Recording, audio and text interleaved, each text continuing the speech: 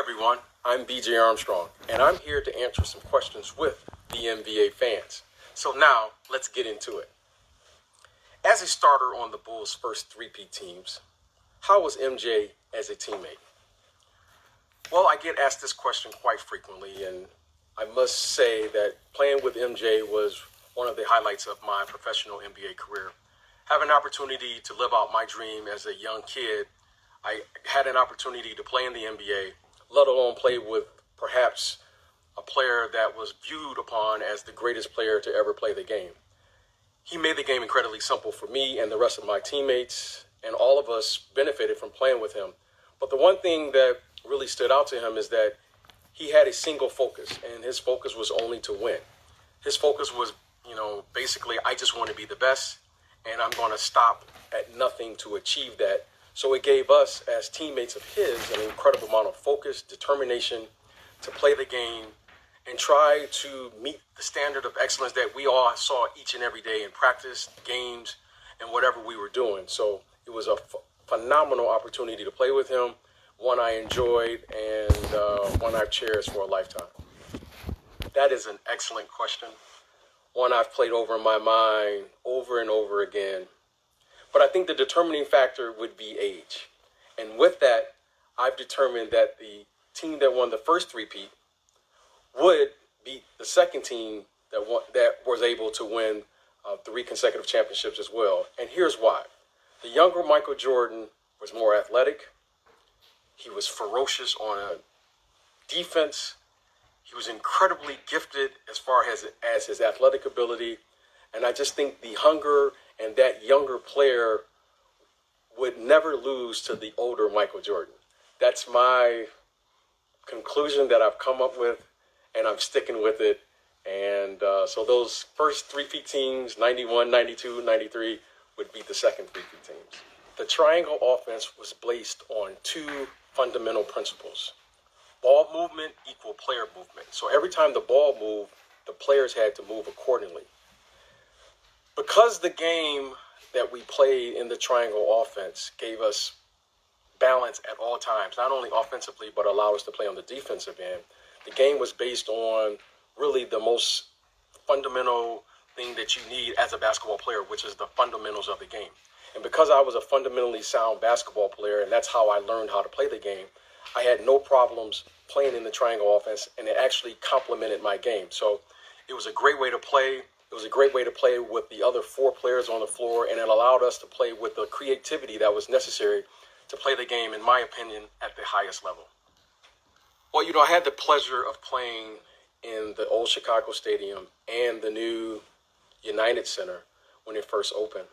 And I can say undeniably, without question, the Chicago Stadium was a significant advantage because it was a place where you weren't comfortable. We were the home team. I was playing there every single night.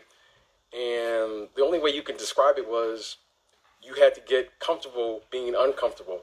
It wasn't the greatest place to play, but it was our home, and we cherished that.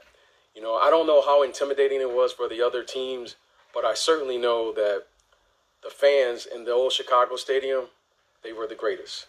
They were the best.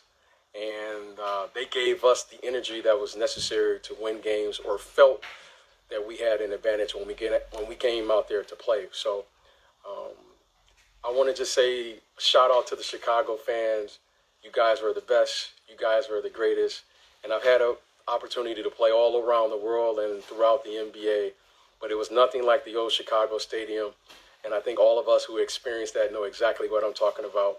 And it's the people in Chicago that gave us all of the things that we needed to go out there and win and do our best. And those were great times. Well, my curiosity about the business of sports is what brought me here. Upon reflection, it was probably inevitable that I was going to be an agent because I was always curious about the business.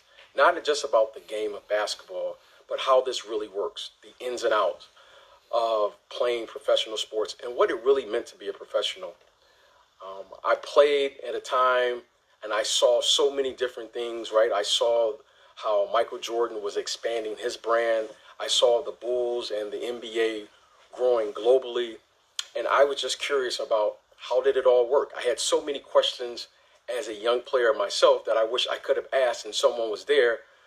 And I just thought it would be a unique opportunity to be able to share my experiences as a former player with that perspective in mind, and being able to combine the two, the business of sports and actually having an opportunity and experience as a player, and thought it would be a good match because I had so many questions when I was a young kid coming up, trying to learn the ins and outs of being an NBA player.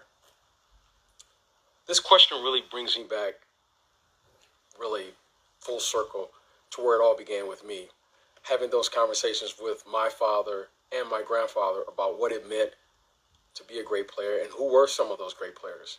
So we would have discussions all the time about Bill Russell and Wilt Chamberlain and Kareem Abdul-Jabbar, Julius Erving, so forth and so on, hours and hours on end about who was a great player and what it took to be a great player. My dad's favorite player was Earl Monroe, so it was a treat when I got a chance to meet the Pearl in person.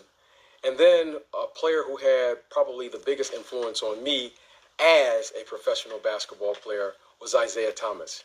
He was a young man that was from Chicago, and he had this unique ability that my parents or my dad and my grandfather would always stress to me is about how to manage a game. He was a small player like myself. He was tough, but most importantly, he was all about one thing, and that was winning. And when I got a chance to play against Isaiah Thomas for the very first time in the NBA, it was one of the thrills that I've had, because playing against someone that you looked up to, that you admired, and that it was very inspiring to me as a player and to many others, was a real treat.